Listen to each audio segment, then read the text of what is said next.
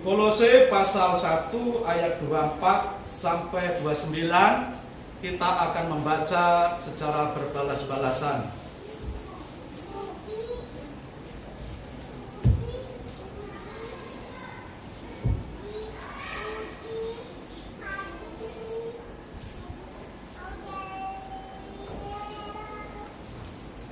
Kolose pasal 1 ayat 24 sampai 29. Demikian firman Tuhan. Sekarang aku bersukacita bahwa aku boleh menderita karena kamu dan menggenapkan dalam dagingku apa yang kurang pada penderitaan Kristus untuk tubuhnya, yaitu jemaat. 25. Aku telah menjadi pelayan jemaat itu sesuai dengan tugas yang dipercayakan Allah kepadaku untuk meneruskan firman-Nya dengan sepenuhnya kepada kamu, yaitu rahasia yang tersembunyi dari abad ke abad dan dari turunan ke turunan, tetapi yang sekarang dinyatakan kepada orang-orang kudusnya. 27. kepada mereka Allah mau memberitahukan betapa kaya dan mulianya rahasia itu di antara bangsa-bangsa, yaitu Kristus ada di tengah-tengah kamu, Kristus yang telah mengadakan akan dimuliakan. Dialah yang kami beritakan apabila tiap-tiap orang kami nasihati dan tiap-tiap orang kami ajar dalam segala hikmat untuk memimpin tiap-tiap orang kepada kesempurnaan dalam Kristus. 29. Itulah yang kuusahakan dan kupergumulkan dengan segala langkah sesuai dengan kuasa-Nya yang bekerja dengan kuat di dalam aku. Amin. Untuk firman Tuhan. Kita fokus ke ayat 27. Ayat 27 menyatakan demikian. Kepada mereka Allah mau memberitahukan betapa kaya dan mulianya rahasia itu di antara bangsa-bangsa lain, yaitu Kristus ada di tengah-tengah kamu. Kristus yang adalah pengharapan akan kemuliaan. Sekali lagi bagian terakhir saya ulang. Kristus yang adalah pengharapan akan kemuliaan. Dari frase atau bagian kalimat terakhir ayat 27 ini, maka judul firman Tuhan kita pada pagi ini adalah meraih kemuliaan hidup. Meraih kemuliaan hidup. Sidang jemaat yang dikasihi Tuhan Yesus Kristus, seringkali kita melihat orang lain itu, kalau orang itu kaya, anak-anaknya sudah menikah dan punya usaha, masing-masing sudah berhasil, lalu kita menyebut orang yang demikian itu mulya uripe, ya. Anak-anaknya berhasil, hidupnya sendiri walaupun sudah tua, ya, tetapi penuh dengan kekayaan yang dia punya, kekayaan materi dia punya, anak-anaknya, cucu-cucunya semua baik, perhatian sama dia, sehingga dikatakan mulya uripe pak itu, mulya uripnya mbah itu. Kita seringkali menilai orang yang hidupnya mulia itu dengan ukuran materi. Ya, itu secara umum memang demikian. Dan memang jujur saja, setiap kita kalau ditanya pasti ingin hidup mulia. Hidup mulia itu bagaimana ya? Hidup mulia itu artinya hidup yang berhasil, hidup yang terhormat, hidup yang penuh dengan kenikmatan. Setiap kita pasti merindukan hidup ini mulia. Lagu tadi juga menyatakan, ya, melalui Yesus Kristus kita hidup dari kemuliaan sampai kemuliaan. Artinya apa? Dari kemuliaan sampai kemuliaan.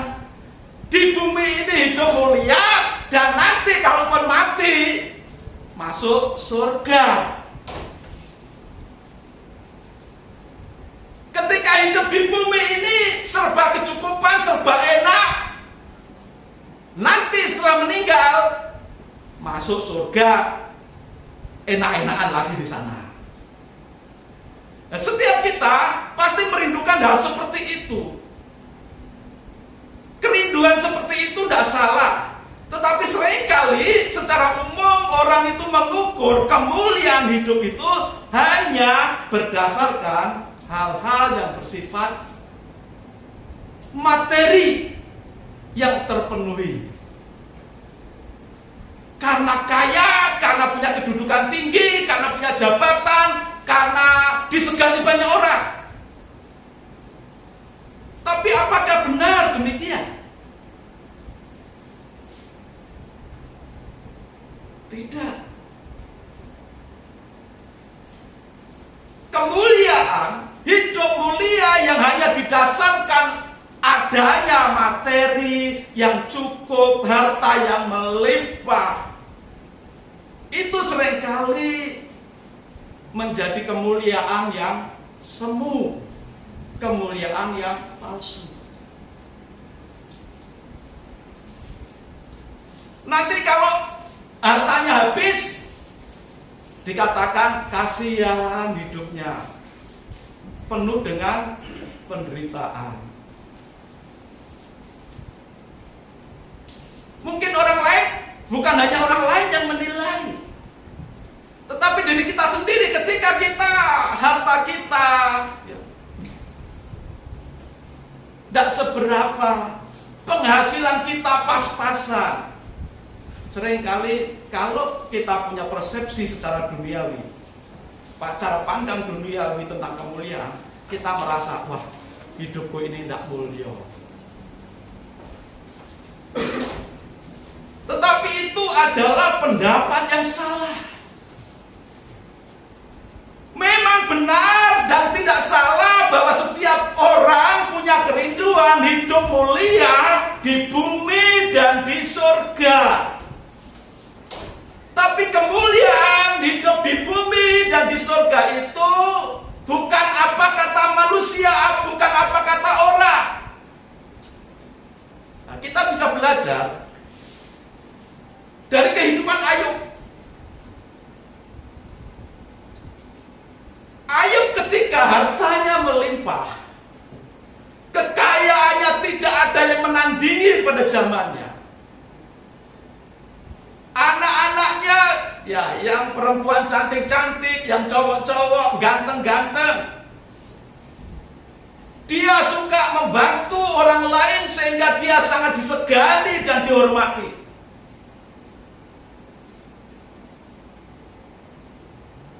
Tetapi di dalam segala kekayaan yang dia miliki, di dalam segala penghormatan yang dia dapat dari banyak orang, dari masyarakat pada zamannya, Ayub tetap hidup saleh, taat kepada Tuhan, setia kepada Tuhan. Demikian juga ketika harta kekayaan semua habis, anak-anaknya meninggal dunia, istrinya meninggalkan dia, teman-temannya juga memusuhi dan meninggalkan dia. Ketika Ayub jadi miskin, ketika Ayub sakit-sakitan, ketika Ayub sendirian karena ditinggalkan oleh istri yang dikasihinya dan teman-temannya, jadi Ayub ini miskin, sakit-sakitan, ditinggalkan orang-orang yang dikasihnya, hidup sendirian. Tapi Ayub tetap setia, tetap taat, tetap hidup saleh, beribadah kepada Tuhan. Bahkan firman Tuhan menyatakan dalam kitab Ayub, dari mulut Ayub keluar satu perkataan, satu pernyataan. Tuhan yang memberi, Tuhan yang mengambil, terpujilah nama Tuhan.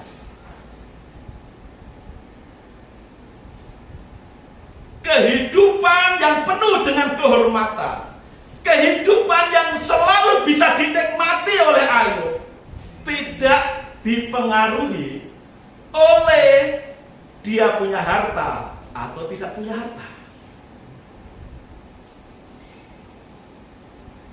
Kemuliaan yang Ayub miliki tidak dipengaruhi oleh ketika dia sehat ataupun sakit. Ketika dia banyak teman dan disenangi, dipuji-puji banyak orang, atau ketika dia sendirian karena ditinggalkan oleh semuanya. Kemuliaan Ayub tetap ada. Ayub tetap memiliki satu kehidupan yang mulia. Kenapa? Karena dalam segala situasi dia bisa menikmati hidupnya dan tetap setia, taat, dan hidup saleh di hadapan Tuhan. Dan sesungguhnya itulah, saudara, kemuliaan yang sesungguhnya. Kemuliaan hidup di bumi ini tidak dipengaruhi oleh ada tidaknya harta yang dipunyai, oleh keadaan sakit ataupun sehat, oleh karena banyak teman dipuji orang ataupun saat sendirian karena ditinggalkan oleh mereka. Kemuliaan hidup tetap ada di dalam diri orang yang setia, taat, dan saleh seperti Ayub. Dan itulah yang Tuhan mau ajarkan kepada setiap kita. Kalau judul firman Tuhan tadi menyatakan meraih kemuliaan hidup di bumi dan di surga, maka sesungguhnya dan seharusnya itu tidak bisa dipengaruhi oleh apapun yang ada di dunia ini. Dan itulah ukuran yang Tuhan berikan kepada kita. Bukan ukuran manusia. Karena hartanya melimpah, karena dihormati banyak orang, karena badannya selalu sehat, tidak sakit-sakitan, oh mulia hidupnya. Tetapi ketika hartanya habis, ketika dia sakit-sakitan, ketika dia ditinggalkan banyak orang lalu sendirian, dikatakan, kasihan hidupnya.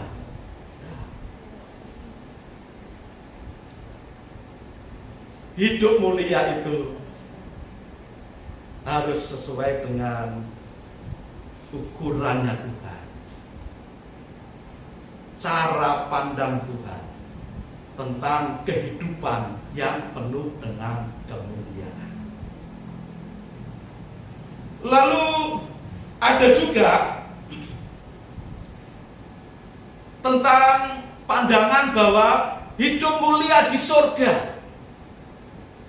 Ada pendapat yang menyatakan, dan ini banyak dipegang oleh orang-orang tertentu,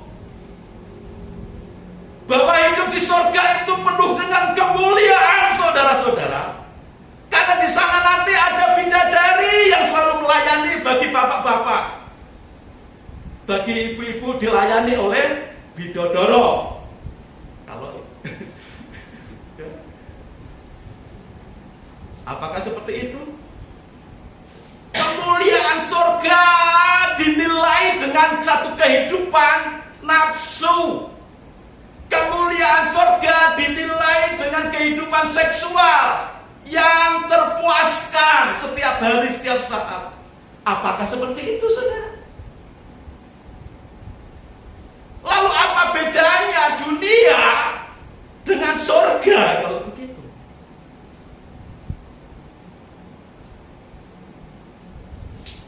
Tuhan Yesus dalam doa Bapa Kami mengajarkan, datanglah kerajaanmu. Jadilah kehendakmu di bumi seperti di sorga.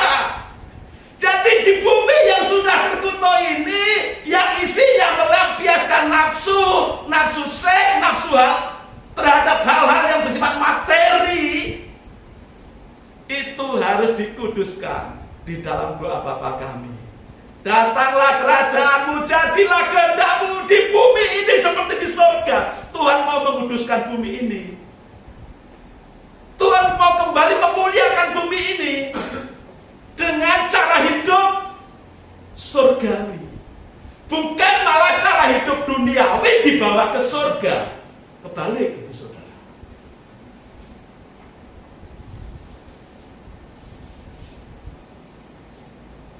Orang berpikiran nanti di surga banyak bidadari yang akan melayani, banyak bidadari yang akan memuaskan. Itu kemuliaan yang semu, kemuliaan yang palsu.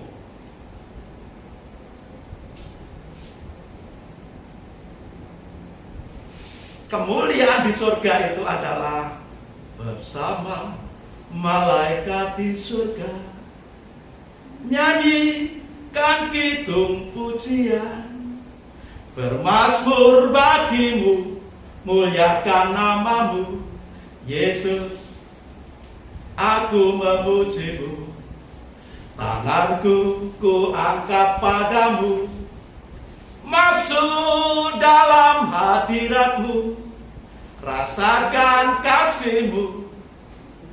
Saudara, ya, di surga itu adanya karena kita sudah berjumpa dengan Tuhan muka dengan muka. Maka kemuliaan di surga itu adalah kemuliaan yang kudus, yang suci. Kitab Wahyu menyatakan bahwa di surga ini akan ada puji-pujian yang tidak ada hentinya, mengagungkan nama Tuhan. Itu saudara. Jadi di surga itu bukan pesta seks.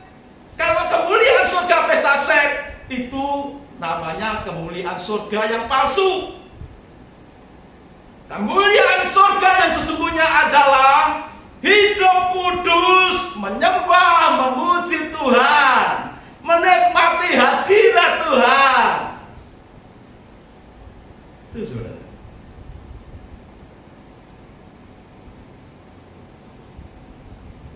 Dan alangkah indahnya kalau hidup kita sudah di surga nanti, saudara. Lagu sekolah minggu juga menyatakan di surga nanti pakai baju putih atas kepala bermahkota emas. Haleluya, puji Tuhan, senang selamanya. Senangnya bukan karena dilampiaskan nafsu yang belum terwujud di dunia. Senangnya hati ketika di surga itu karena kita hidup dalam kekudusan yang dilambangkan dalam lagu tadi. Pakai baju serba putih, mahkota emas, lambang kemuliaan bersama dengan Tuhan.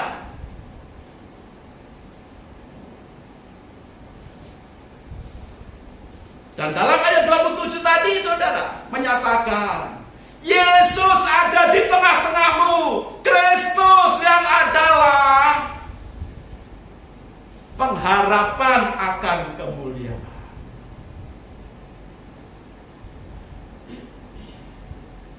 Jadi kemuliaan di bumi dan di surga adalah kemuliaan yang memang Tuhan sudah kehendaki diberikan kepada setiap umatnya.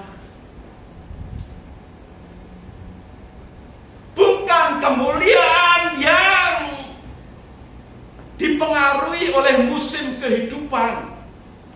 Bukan kemuliaan yang dipengaruhi oleh situasi dan kondisi. bukan kemuliaan yang dipengaruhi oleh keadaan sakit atau sehat, tapi kemuliaan yang selalu ada, baik saat sakit atau sehat, baik saat banyak harta melimpah ataupun tidak punya harta karena miskin. Tetap ada sukacita surgawi, tetap ada damai surgawi. Damai yang diberikan sangat besar, damai yang jadikan hati gemar. Selama Tuhan besertaku sepanjang jalanku, ku serahkan semuanya, Yesus Tuhan. Damai di dalam kehidupan ini, walaupun banyak tantangan, walaupun banyak rintangan, walaupun banyak pergumulan, walaupun kita punya emas perak melimpah, walaupun kita sakit atau sehat, walaupun kita banyak teman atau sedang sendirian, kemuliaan atau hidup mulia itu selalu ada. Karena hidup mulia itu asalnya dari Tuhan.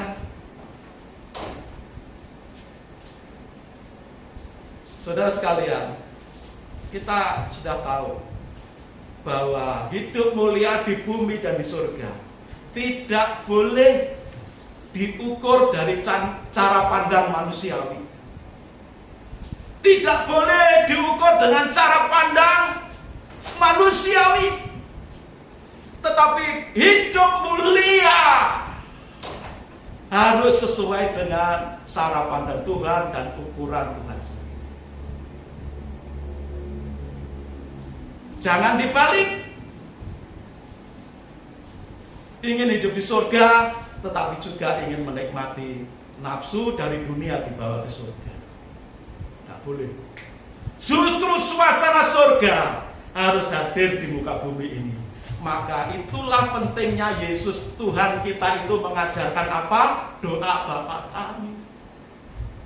Datanglah kerajaanmu, jadilah kehendakmu di bumi ini seperti di surga. Itu saudara. Nah sekarang bagaimana saudara? Supaya kita bisa meraih kehidupan yang mulia. Bagaimana supaya kita bisa meraih kemuliaan di dalam hidup baik di bumi maupun di surga? Ada 3 hal dari pembacaan kita tadi yang membuat kita bisa meraih, bisa menikmati kemuliaan hidup baik di bumi maupun di surga.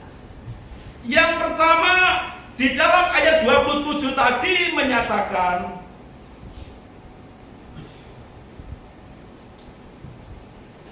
kepada mereka Allah mau memberitahukan betapa kaya dan mulianya rahasia itu di antara bangsa-bangsa lain, yaitu Kristus ada di tengah-tengah kamu, Kristus yang adalah pengharapan akan kemuliaan. Hal pertama yang memungkinkan kita bisa meraih kemuliaan hidup di bumi dan di surga, jika Kristus ada di dalam hidup kita. Kalau Yesus Kristus ada di dalam hidup kita, itu yang memungkinkan kita bisa menikmati, bisa meraih kemuliaan hidup di bumi dan di surga. Bukan kemuliaan hidup yang palsu, tetapi kemuliaan hidup yang sejati, yang bersumber dari Tuhan sendiri. Dan kemuliaan yang sejati untuk hidup di bumi dan di surga itu hanya bisa kita dapatkan ketika Yesus Kristus Tuhan itu hadir dalam hidup kita, ada di tengah-tengah kehidupan kita. Kok bisa? Kalau kita membaca perikop di atasnya, kita akan melihat. Kayak kita baca aja perikop di atasnya. Judulnya keutamaan Kristus. Kenapa kehadiran Yesus menjadi kunci hidup mulia di bumi dan di surga? Siapa sesungguhnya Yesus itu?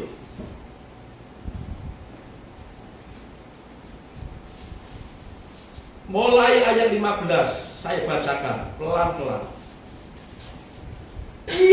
Ia ini mengacu kepada Yesus. Yesus adalah gambar Allah yang tidak kelihatan, yang sulung, lebih utama dari segala yang diciptakan. Yesus adalah gambar Allah. Allah adalah keadaan yang real, yang sesungguhnya. Allah itu tidak bisa dilihat. Tuhan dalam keadaan yang sesungguhnya, yang keadaan yang asli, tidak bisa dilihat melalui mata jasmani kita. Kenapa? Karena Tuhan Allah itu penuh dengan kemuliaan. Tidak mungkin mata jasmani kita ini bisa menata, bisa memandang Allah di dalam kemuliaannya.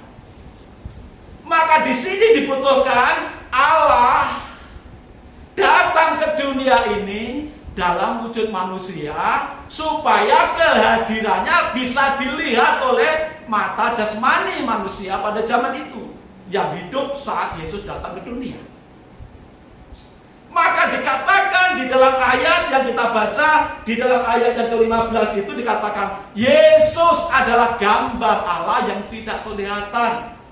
Allah yang sesungguhnya tidak kelihatan, tetapi bisa dilihat melalui kedatangan Allah yang turun ke dunia ini dalam wujud manusia yang bernama Yesus Kristus. Jadi Yesus itu adalah Allah sendiri. Loh kok bisa? Kita baca aja ayat selanjutnya. Ayat yang ke-16. Karena di dalam Dialah telah diciptakan segala sesuatu yang ada di surga dan yang ada di bumi, yang kelihatan, yang tidak kelihatan, baik singgasana maupun kerajaan, baik pemerintah maupun penguasa. Segala sesuatu diciptakan oleh Dia, oleh Yesus, dan untuk Dia, untuk Yesus. Segala sesuatu diciptakan oleh Yesus dan untuk Yesus. Yesus menciptakan baik yang kelihatan maupun yang tidak kelihatan. Yesus menciptakan langit dan bumi. Yesus menciptakan alam semesta dengan segala isinya. Saudara, siapa yang mampu mencipta alam semesta ini kalau bukan Tuhan itu sendiri? Siapakah yang mampu menciptakan yang kelihatan bersifat materi ataupun yang tidak kelihatan? Alam roh. Yang tidak kelihatan itu malaikatnya tidak kelihatan.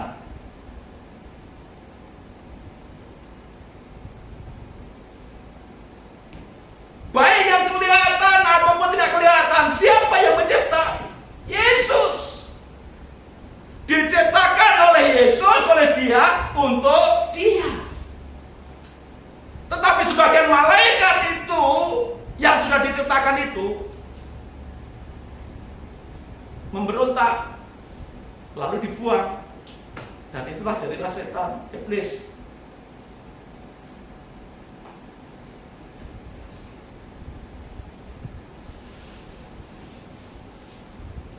Tidak ada seorang pun yang asli manusia, asli ciptaan, bisa menciptakan alam semesta dengan segala isinya, baik yang kelihatan ataupun yang tidak kelihatan.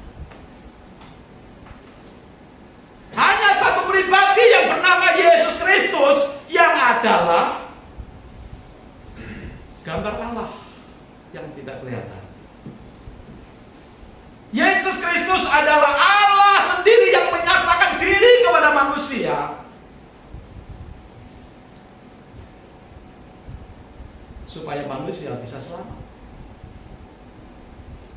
Ayat selanjutnya, ayat 17. Ia ada terlebih dahulu dari segala sesuatu, dan segala sesuatu ada di dalam Dia. Ia ada terlebih dahulu dari segala sesuatu. Ayo. Ini apa, saudara? Kalau bukan Allah sendiri. Ia ada terlebih dulu sebelum segala sesuatu ada. Ini yang disebut dengan satu kata alfa, yang permulaan ada. Dalam bahasa ayat yang di atas tadi kita baca, dia disebut yang sulung, yang pertama. Yang pertama ada itu siapa? Allah sendiri.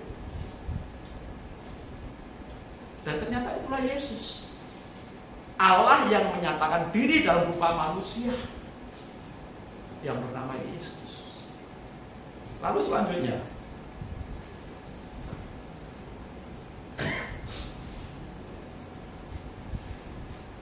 ayat 18. Ialah kepala tubuh, yaitu jemaat. Ialah yang sulung, yang pertama bangkit dari antara orang mati, sehingga ia yang lebih utama dalam segala sesuatu. Ia adalah kepala jemaat. Jadi Allah yang menyatakan diri dalam rupa manusia, yang bernama Yesus itu adalah kepala gereja, kepala jemaat.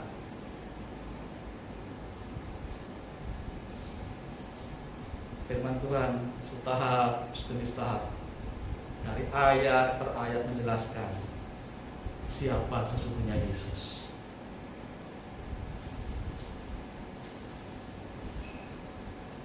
Dan kita yang percaya Yesus, Yesus yang adalah Allah sendiri yang turun ke dunia.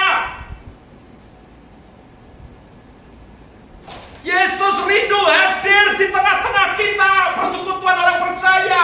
Yesus ada di tengah-tengah gerejanya. Yesus sebagai pemimpin gereja, kepala gereja. Yesus juga ada dalam hati dan kehidupan setiap orang yang percaya. Saudara percaya Tuhan Yesus? Saudara percaya Yesus sebagai Tuhan? Percaya. Karena dialah pemimpin kita. Dialah pemimpin jemaat, pemimpin gereja. Yang terakhir, ayat yang ke-18. Dialah ayat yang ke-19. Karena seluruh kepenuhan Allah berkenan diam di dalam Dia. Karena seluruh kepenuhan Allah berkenan diam di dalam Yesus. Artinya apa ini, saudara? Seluruh kepenuhan Allah artinya apa? Seluruh itu kesempurnaan Allah ada di dalam Yesus. Seluruh kesempurnaan Tuhan Allah ada di dalam Yesus.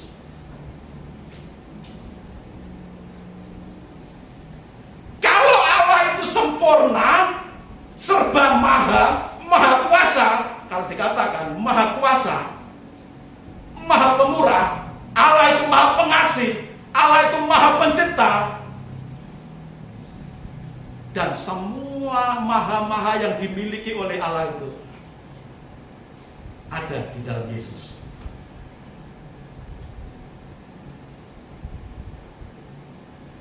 Apakah Yesus mau dikembali oleh orang lain? Tak mungkin. Malaikat saja yang ingin menyamai Tuhan saja dibuang kok dari hadiratnya kok. Ya kan? Malaikat yang ingin menyamai Tuhan, malaikat yang ingin sama dengan Allah kedudukannya, itu dicampakkan dari surga kok. Dibuang ke neraka, dihukum oleh Tuhan. Lah kok ini ada satu pribadi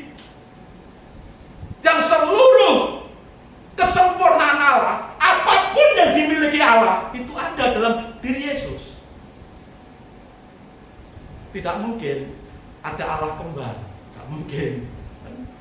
Seperti ya orang melahirkan kembar dua, tidak seperti itu. Kalaupun kembar dua akan tetap berbeda sifatnya, karakternya, walaupun mirip, ya, tidak sama persis. Wajahnya tidak akan sama persis, ukuran hidungnya walaupun mirip tidak sama persis, apalagi hatinya, apalagi pikirannya, sifatnya, karakternya. Tetapi ini dikatakan segala kepenuhan Allah diam di dalam Yesus. Semua yang dimiliki Allah ada dalam diri Yesus. Berarti benar. Kembali ke ayat 15 tadi, ia adalah gambar Allah yang tidak kelihatan. Menjelma jadi manusia, sehingga apa? Walaupun dia menjelma jadi manusia yang bernama Yesus, seluruh kesempurnaannya, kesempurnaan sebagai Allah ada di dalam pribadi Yesus. Yesus yang sempurna, memiliki segala kesempurnaan Allah, itulah yang menjadi kepala gereja, yang ada di tengah-tengah umatnya, yang ada di tengah-tengah kehidupan saudara dan saya yang percaya.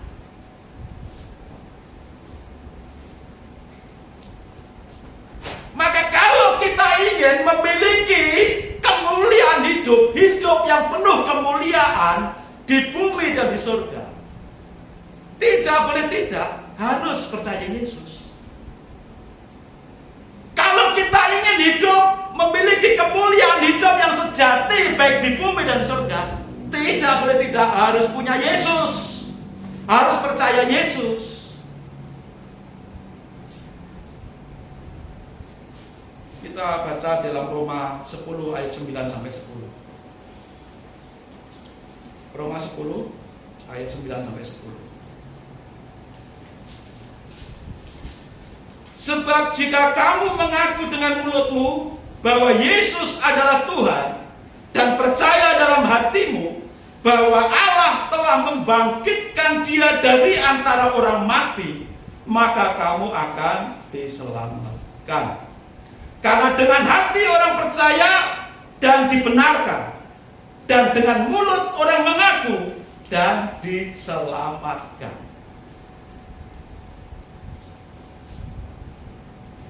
Supaya Yesus ada di tengah-tengah kehidupan kita, supaya Yesus ada di dalam hidup kita, kita harus percaya. Di dalam hati kita percaya, dengan mulut kita mengaku bahwa Yesus adalah Tuhan, bahwa Yesus adalah Allah yang turun ke dunia dalam wujud manusia. Dan dikatakan, karena dengan hati orang percaya dan dibenarkan, dan dengan mulut orang mengaku, diselamatkan. Jadi dari Roma pasal 10 ayat 9 sampai 10 ini saudara, kita mendapati kuasa yang besar yang dimiliki oleh Yesus yang kita percayai. Kuasa apa? Kuasa menyelamatkan. Saudara, saat Yesus disalibkan, dan satu penjahat menyatakan apa? Kalau memang engkau Tuhan, jangan lupa ketika engkau ada di Firdaus. Lalu Tuhan Yesus berkata apa? Saat ini juga engkau akan ada bersama aku dengan aku di Firdaus. Bagaimana mungkin kalau Yesus bukan Allah itu berani memberi jaminan saat ini juga engkau bersama aku di Firdaus? Kalau Yesus berani memberi jaminan, menjanjikan kepada penjahat yang sama-sama disalib, saat ini juga engkau bersama aku di Firdaus, berarti Yesus itu adalah Allah sendiri, pemilik Firdaus.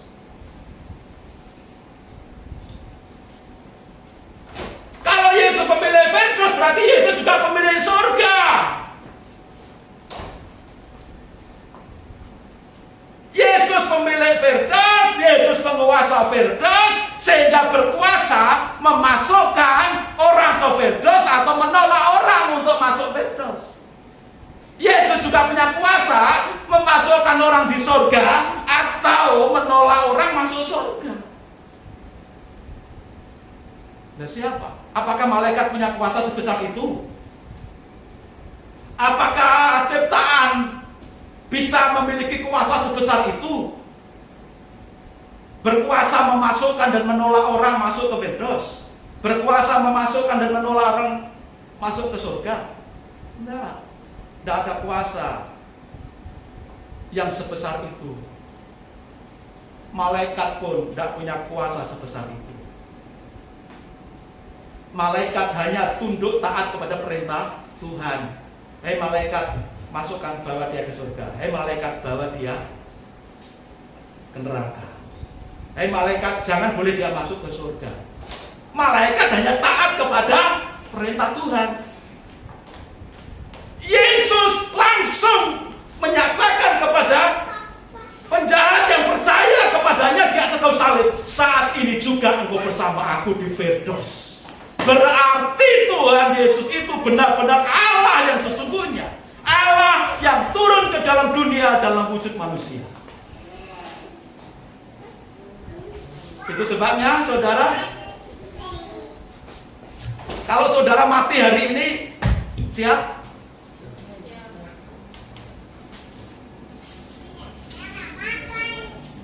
Kalau saudara mati hari ini, siap? Kenapa siap? Karena sudah ada penjaminnya. Karena sudah ada yang jamin, saudara. Siapa? Tuhan Yesus, Kepala Gereja. Yang kita imani, yang kita percayai, itu ada di hati dan hidup kita. Dia itu yang menjadi stempel meterai jaminan. Yang percaya Yesus masuk surga. Amin. Jangan ragu. 2 hari yang lalu saya berbincang-bincang dengan seorang hamba Tuhan, dan seorang hamba Tuhan ini ketika doa pagi mengumpulkan anak-anaknya, salah satu anaknya itu akan pergi ke kota Bandung, akan berangkat naik pesawat. Lalu ditanya, Mas, panggil anaknya Mas, kalau pesawatmu nanti meledak, sudah siapkah engkau? Oh, jangan gitu Pak. Jawabannya tadi, kenapa? Aku belum siap. Loh, kenapa? Aku belum bisa berbuat baik.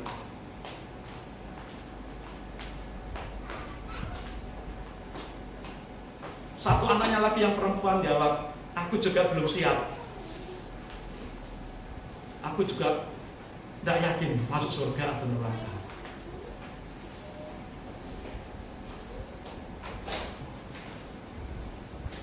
Mungkin suatu saat hamba Tuhan ini perlu bertemu dengan kita.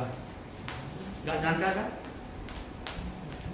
Tetapi itu kenyataan yang terjadi di antara orang yang mengaku Kristen.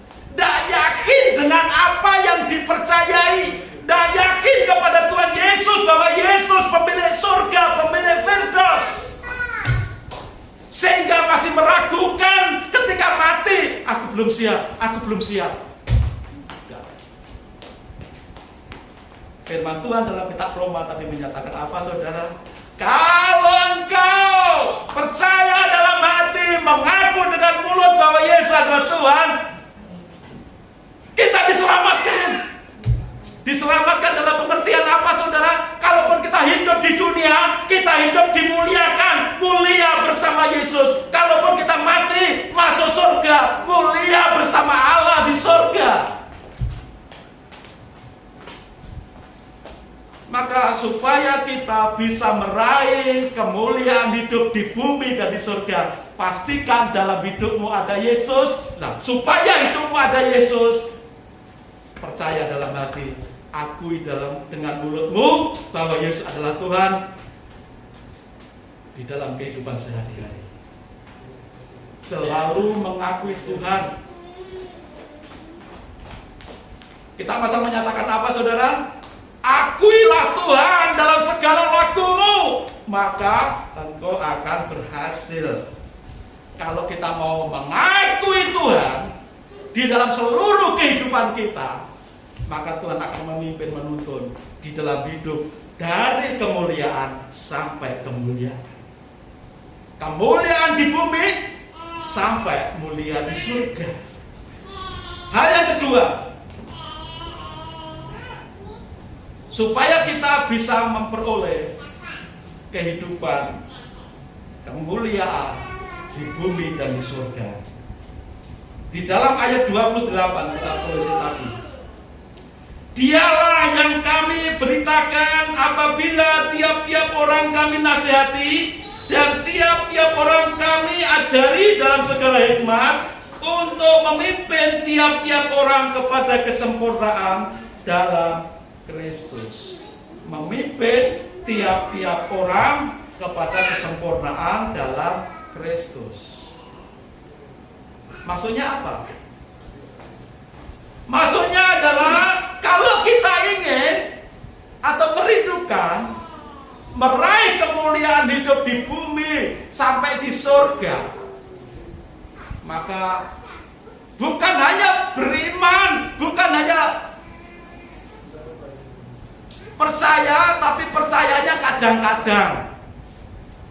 Kadang imannya kenceng, kadang kendor.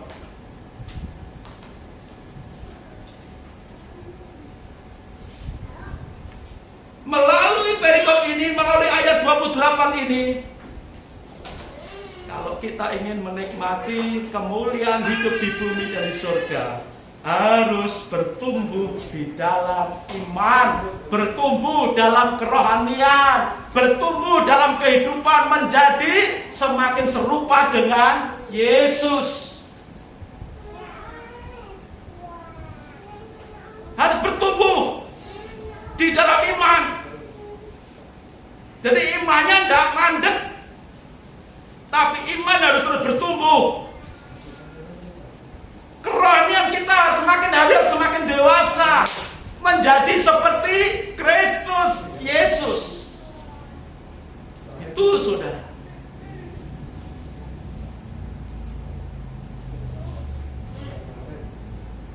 Kehidupan kita harus terus bertumbuh dalam pengenalan kepada Yesus. Kalau kita ingin menikmati kemuliaan Yesus di dalam hidup kita, mulia di bumi dan di surga. Jangan karena hidup ini terlalu sulit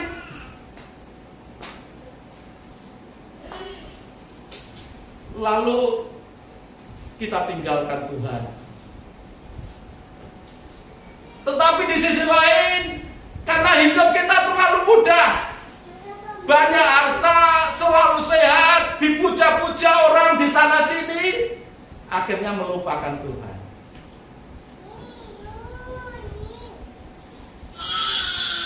Hidup mulia bukan karena dipuja orang. Lalu kalau miskin, tidak punya uang, sakit-sakitan dianggap hidup ngenes, hidup yang penuh penderitaan. Tidak juga. Selama kita ada di dalam Tuhan, segala musim kehidupan, segala situasi dan kondisi, Tuhan izinkan terjadi dalam diri orang beriman saudara dan saya, diizinkan Tuhan menghadapi segala situasi kondisi. Kadang sakit, kadang sehat, kadang uangnya banyak, kadang pas-pasan, kadang kurang-kurang. Kadang dipuji-puji orang, disanjung-sanjung, kadang ditinggalkan orang-orang. Tetapi orang yang memiliki iman kepada Yesus, tidak akan dipengaruhi oleh apapun situasi di sekelilingnya. Justru situasi sakit atau sehat, situasi banyak harta ataupun tidak punya, ini akan semakin memurnikan iman orang percaya umat Tuhan. Disinilah iman ini semakin bertumbuh, karakter rohani kita akan semakin terbentuk menjadi serupa dengan Kristus. Saudara, tadi di awal ada gambaran seperti Ayub, hidupnya tidak dipengaruhi oleh kemuliaan hidup Ayub, tidak dipengaruhi oleh situasi dan kondisi. Saat dia kaya, banyak orang menyanjung. Saat dia sehat, dia selalu hidup saleh. Saleh itu taat dan setia pada Tuhan. Di saat dia miskin, tidak punya apa-apa, sakit-sakitan, ditinggalkan semua orang, dia tetap hidup saleh, tetap taat dan setia. Kerohanian yang bertumbuh semakin dewasa seperti inilah yang Tuhan mau supaya kita meraih kemuliaan hidup di bumi dan di surga. Ketika menuliskan firman Tuhan ini, Rasul Paulus pun sebenarnya sedang dalam penderitaan. Kalau kita membaca di dalam ayat 24 tadi dikatakan, sekarang aku bersuka cita bahwa aku boleh menderita karena kamu dan menggenapkan dalam dagingku apa yang kurang pada penderitaan Kristus untuk tubuhnya, yaitu jemaat.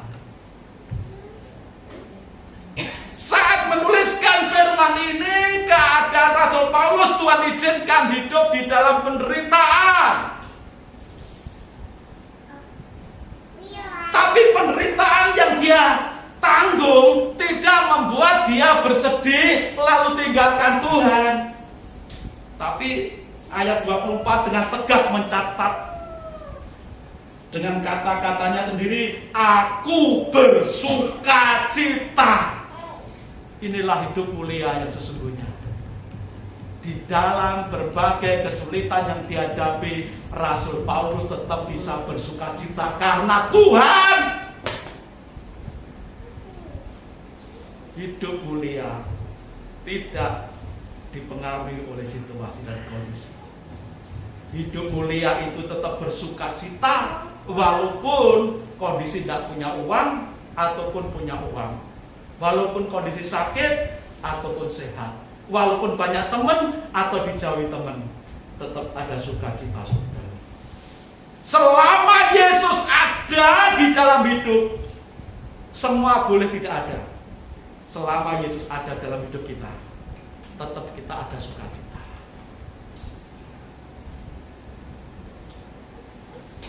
Nah, itulah kerohanian yang bertumbuh melalui berbagai situasi kondisi yang Tuhan izinkan terjadi dalam kehidupan umatnya. Kalau hari-hari ini mungkin kita tidak punya uang, ini saatnya kita melihat, mengundang, memperteguh iman kita. Ini saatnya kita introspeksi diri. Tuhan, melalui situasi aku tidak punya duit, Tuhan, melalui situasi hari ini aku sakit, Tuhan, melalui situasi aku dijauhi atau jauh dari orang-orang yang kukasih. Ini saatnya kita semakin bertumbuh dalam kerohanian, bertumbuh dalam iman. Supaya apa? Supaya kita bisa mengalami kemuliaan Tuhan yang nyata dalam hidup kita seperti Rasul Paulus alami. Tetap bersuka cita di tengah situasi sulit dalam hidupnya. Tetap bersuka cita. Dikatakan Rasul Paulus berkali-kali mengalami karam kapal. Paulus seringkali berkekurangan di dalam pelayanannya. Paulus seringkali diancam bahaya di darat, di laut, di mana saja oleh binatang buas ataupun oleh orang-orang jahat. Paulus pernah dirajam oleh batu. Tapi dalam kesemuanya itu, Paulus tetap bisa mengalami hidup dengan penuh damai, sejahtera, dan sukacita. Dan itulah kemuliaan sesungguhnya yang Tuhan beri di dalam hidup ini.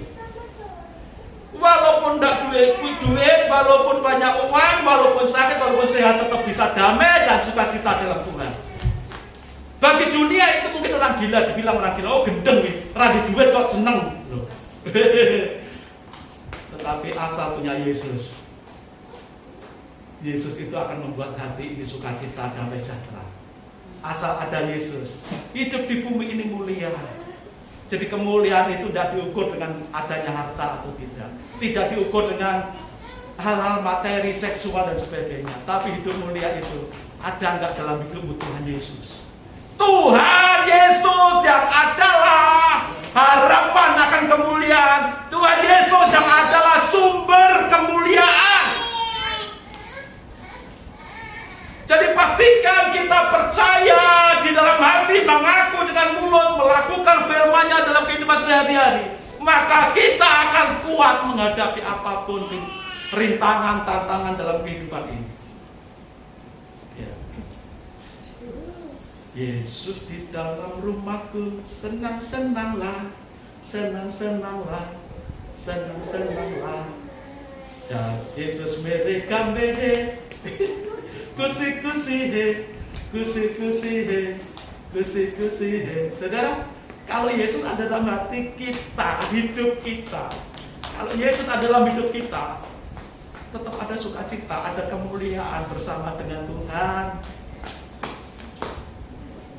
Maka sungguh-sungguhlah percaya dengan Yesus, milikilah iman yang sungguh-sungguh dan bertumbuhlah. Ketika mungkin hari ini Tuhan izinkan kita tidak punya uang, katakan dalam hatimu, ini saatnya aku mengalami kemuliaan bersama dengan Tuhan. Ketika Tuhan izinkan kita pas punya uang banyak karena dikasih suami atau karena dapat berkat yang banyak, ini kesempatan aku bisa menikmati hidup dalam kemuliaan bersama dengan Tuhan. Jadi saat punya uang atau tidak punya uang, tetap setia kepada Tuhan. Ketika pekerjaan rame atau sepi, tetap setia kepada Tuhan. Itulah kemuliaan hidup. Karena kita yakin, karena kita percaya, Tuhanlah sumber pengharapan, Tuhanlah sumber kemuliaan. Lalu yang ketiga, supaya kita bisa mengalami kehidupan yang penuh kemuliaan di bumi dan di surga. Yang ketiga, melayani Tuhan. Yang pertama tadi, Tuhan ada di tengah-tengah melalui iman kita, percaya kepada Tuhan Yesus. Yang kedua, bertumbuh dalam iman melalui berbagai situasi yang Tuhan izinkan. Lalu yang ketiga, supaya kita bisa meraih kemuliaan hidup di bumi dan di surga, melayani Tuhan. Layanilah Tuhan. Saudara, ada banyak pelayanan, ada rupa-rupa pelayanan. Pelayanan itu tidak selalu yang terlihat oleh mata, yang terlihat oleh banyak orang. Ada kalanya justru pelayanan yang tidak terlihat oleh banyak orang ini seringkali menjadi hal terpenting dalam keberhasilan pelayanan gereja Tuhan. Rasul Paulus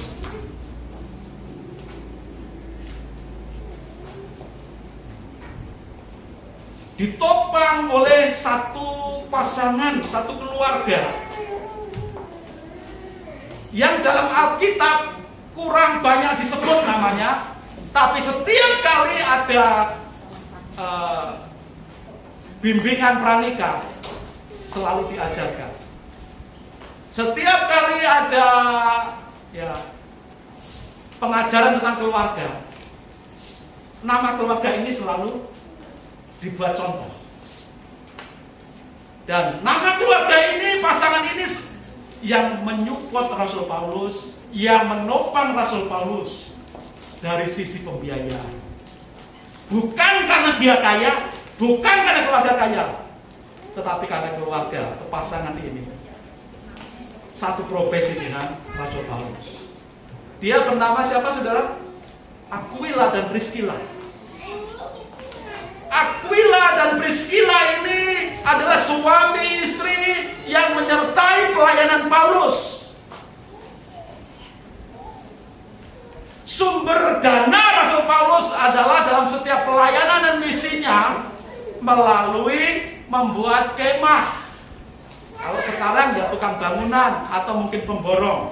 Kalau dulu namanya disebut tukang kemah, tukang membuat kemah. Rasul Paulus punya keahlian membuat kemah. Aquila dan Priscilla suami istri ini juga punya keahlian membuat kemah. Kalau tidak salah, Aquila dan Priscilla ini pasangan ini hanya disebut 3 kali dalam Alkitab. Pokoknya tidak sampai 10 kali.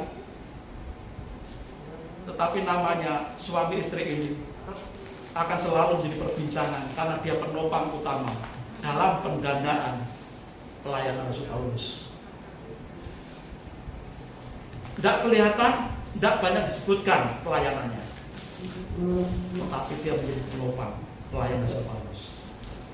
Rasul Paulus, kalau saudara membaca Alkitab Perjanjian Baru itu ada berapa saudara? Berapa kitab Perjanjian Baru itu? 27. Mulai dari kitab Roma, 1 Korintus, 2 Korintus, kitab Kolose ini, kitab Ibrani, 14 kitab dalam Perjanjian Baru, berarti separuh lebih. Separuh lebih kitab Perjanjian Baru berjumlah 14 kitab ditulis oleh Rasul Paulus. Dan untuk menulis itu perlu biaya besar. Kalau sekarang kita beli kertas, alat tulis murah. Zaman dulu mahal karena bahannya melalui proses yang sulit.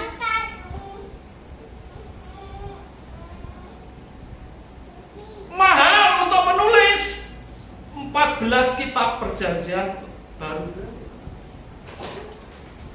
Dari mana Rasul Paulus punya uang? Salah satu penopangnya adalah dari membuat kemah yang dimotori oleh Aquila dan Priscilla suami istri ini.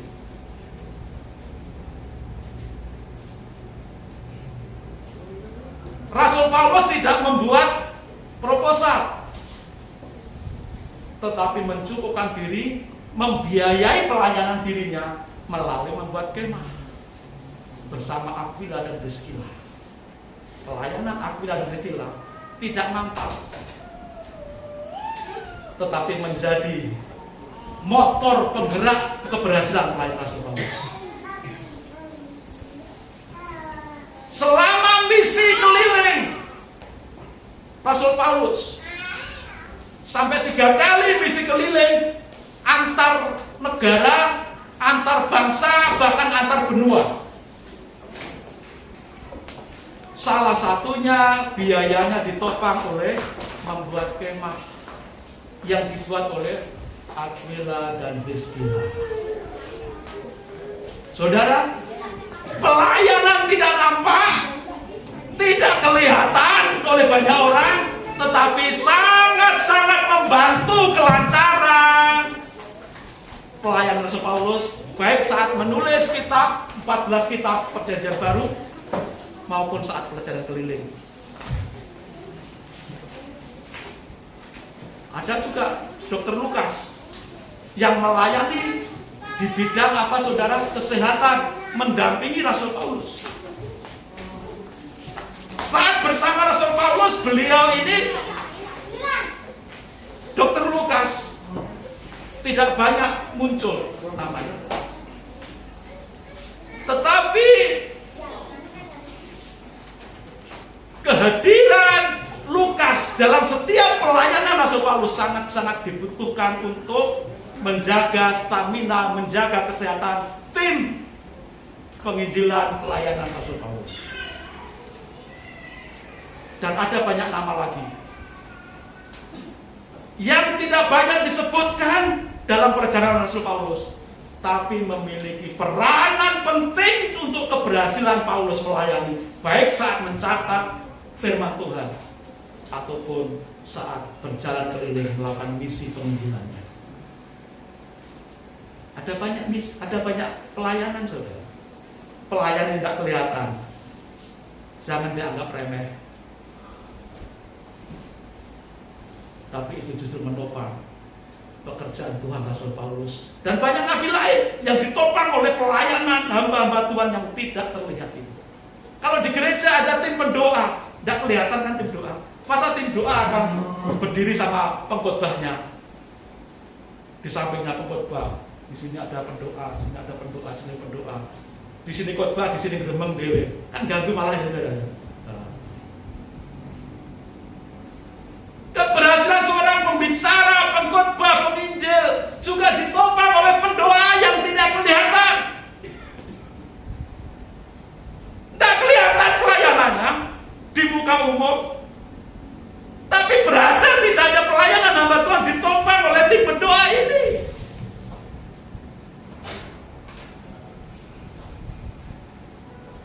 Kita juga punya sumber pendanaan dari kos-kosan. Nah ini kalau lagi rusak apa itu kan ada bagian memperbaiki, bagian menjaga di sana juga ada. Pelayanan ini juga pelayanan, saudara. Walaupun jaga kos-kosan, walaupun memperbaiki renovasi kos-kosan, ini juga pelayanan. Karena apa? Menopang pembayaran kita sewa di sini. Itu, saudara. Jadi pelayanan itu ada banyak macamnya. Tapi semua itu kalau dilakukan dengan sesuai dengan panggilannya dan bidangnya, itu akan membawa kemuliaan dalam pelayanan, saudara. Tidak bisa dipaksakan. Wah, aku pengen bisa main kayak Mas David kalau main keyboard sambil begini, sambil begini. Nah, kalau saya belajar kejar seperti itu, bagaimana sampai kapan, sampai umur berapa saya bisa memaksakan diri melayani yang bukan bidangnya, yang bukan panggilannya? Tidak bisa. Makanya kita pastikan layanilah Tuhan sesuai panggilan hidupmu, maka melalui pelayanan itulah kita akan bisa menikmati kemuliaan Tuhan. Melalui pelayanan yang kita tekuni, yang kita lakukan dengan kesungguhan hati, kita bisa melayani dengan kesungguhan hati kalau itu sesuai dengan panggilan kita. Kalau bukan panggilannya, jadi song leader, baru dikasih tugas, baru aku dikasih tugas satu lagi, sedih, berat sekali dikasih tugas rasanya. Ya? Tapi kalau itu memang panggilannya menjadi song leader, walaupun belum dijadwal, sudah siap-siap lagu jauh-jauh hari. Siap-siap lagu, berapa lagu, 6 lagu, 7 lagu, 8 lagu. Ini nanti kalau aku dijadwal, aku nyanyikan. Dalam nama Yesus aku masukkan di Alkitab, aku pelajari terus. Kan gitu, saudara. Jadi ketika ditembak, song itu ya, yes, siap. Kan gitu, saudara. Jadi melayani Tuhan jangan dengan berat hati, jangan dengan sungut-sungut, tetapi dengan yes, siap. Itu, saudara. Bisa seperti itu kalau itu kita tahu panggilan kita di situ. Makanya kalau kita dikasih tugas selalu cemberut, selalu ngomel, coba introspeksi, benar gak panggilanku di situ? Melayani itu harus dengan ikhlas, dengan sukacita, dengan kesungguhan hati. Supaya apa? Dalam melayani itu kemuliaan Tuhan hadir, kita bisa menikmati, banyak orang yang hadir dalam ibadah diberkati melalui melayani kita. Jadi kalau kita ingin meraih kemuliaan hidup di bumi dan di surga, salah satunya yang ketiga ini adalah melalui pelayanan. Pelayanan apapun yang Tuhan taruh dalam hatimu, ambil, kerjakan, lakukan dengan kesungguhan hati, dengan sukacita. Rasul Paulus ini loh, walaupun banyak tantangan, walaupun banyak ancaman, dikatakan, aku bersukacita. Walaupun penuh dengan ancaman dan penderitaan, tetapi ada sukacita.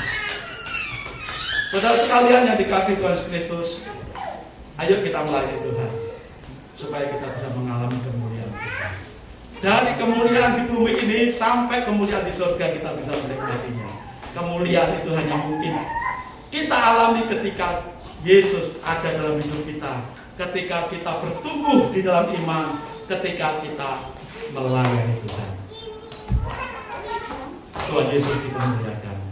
Biarlah kita semua umat Tuhan di GJB hari ini bisa meraih kemuliaan hidup di bumi dan surga. Kalau mati hari ini jangan takut, ada jaminan dari Tuhan, surga. Tuhan berkata apa? Saat ini juga tangguh bersama aku di surga. Amin saudara. Jangan takut. Tapi jangan juga coba-coba bunuh diri. Penderitaan harus membuat rohani kita semakin dewasa. Kelebihan harta jangan membuat lupa diri dari Tuhan, tetapi membuat kita justru ingat.